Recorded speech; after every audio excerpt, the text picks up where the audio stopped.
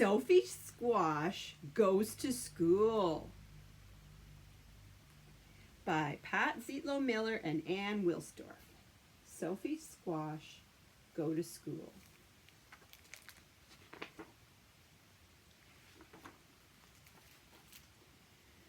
On the first day of school, Sophie peeked into her classroom.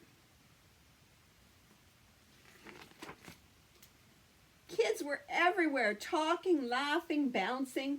"You'll make lots of friends," said her mother. Sophie clutched her backpack. "I won't," she said. "You'll have tons of fun," said her father. Look, there's lots of stuff going on in that classroom. It looks really fun. But Sophie didn't. The chairs were uncomfortable, the milk tasted funny, and no one appreciated her two best friends, Bonnie and Baxter. "Are those toys?" asked Liam. "Do they bounce?" asked Roshni. "Can we eat them?" asked Noreen. "No," said Sophie. No, no, no. I grew them in my garden. They're my friends." And then there was Stephen Green. He sat by Sophie at circle time, played near Sophie during recess, and watched while Sophie painted. "Stop breathing on me," Sophie said. "Stephen's just trying to be nice," said Ms. Park, but Sophie wasn't interested. So the next time Stephen appeared, Sophie bounced Bonnie and Baxter on her knees and said, "I already have friends." "Me too," Stephen said. He pulled a stuffed frog from behind his back. "I got Marvin when he was a tadpole." Sophie nodded. "Then you don't need me." Well, she thought, that's that. But the next day, while she was building a tower, Stephen worked on a puzzle nearby. The day after that, he peered over Sophie's shoulder when she looked at books. He even chimed in with little-known facts when it was Sophie's turn to show and tell. Actually, squash are fruits, not vegetables.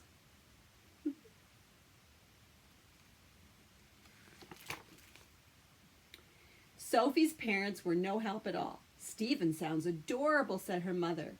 "And it's good to have friends, especially human ones," added her father. Sophie hugged Bonnie and Baxter tightly. "I have all the friends I need." Still, Sophie knew Bonnie and Baxter wouldn't last forever, so when Liam showed everyone how to do his loose-tooth dance, Sophie considered joining in. When Roshni spilled her milk, Sophie almost shared her napkin, and when Noreen told her favorite banana joke, Sophie laughed inside her head. Here's the joke. "Why are bananas never lonely?" "Because they hang out in bunches." But during recess, Liam, Roshni, and Noreen jumped rope while Sophie played hopscotch with Bonnie and Baxter. "Can we play too?" asked Stephen Green. "Marvin's good at hopping." "Sorry," said Sophie. "Frogs make Baxter sneeze."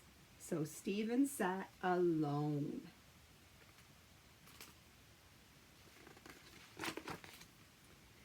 That weekend, Bonnie and Baxter looked too tired to hop or build towers. "It's time," said Sophie's mother. Sophie made a garden bed and tucked her squash in for the winter nap. "Sleep tight," she said. "See you soon." But spring seemed very far away.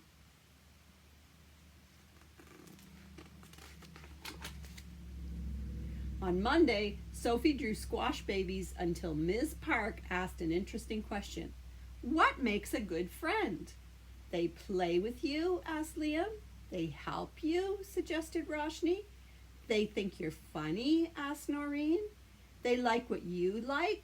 said Stephen Green. "Great answers," said Ms. Park. "Let's draw pictures of our friends."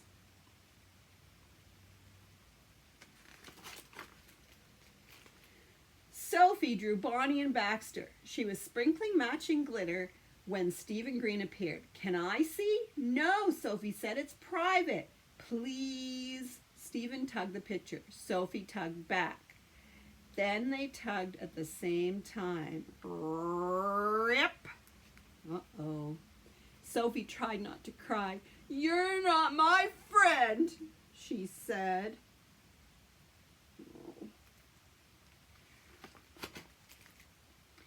For the rest of the day, Sophie didn't talk to Stephen Green. She didn't talk to anyone until she saw her mother after school. "Sweet potato," said Sophie's mother, "that adorable boy didn't mean to tear your picture."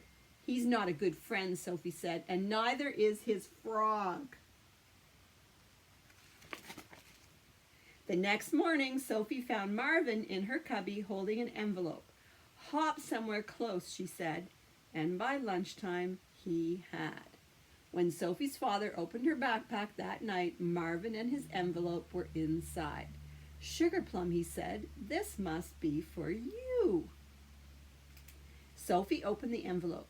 She found a picture of Bonnie and Baxter and a package of seeds. "Do friends really like the same things you like?" she asked her father. "Sometimes," he said. "Oh," said Sophie. She thought for a long time.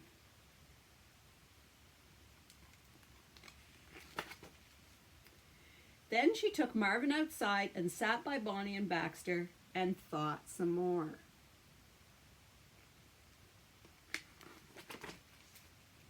As soon as she got to school, Sophie found Stephen Green. "Your frog had a great idea," she said, and she whispered in his ear. During recess, Sophie, Stephen, and Marvin met with Ms. Park. The next day, Miss Park gave everyone a cup, some dirt, and one small seed. "What are these?" Noreen asked. "You'll see," Sophie replied. "Can we eat them?" "No," Sophie said. "You never eat a friend," added Stephen.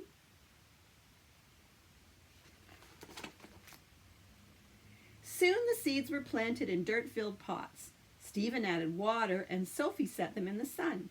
"Nothing's happening," said Roshni, but before too long, tiny shoots appeared. Sophie and Stephen did a new plant dance and everyone invited everyone to join in.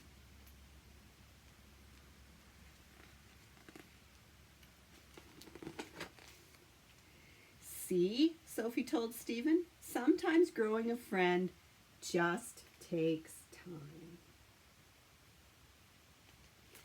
Sophie's Squash Go to School by Pat Zietlow Miller and Ann Wilsdorf.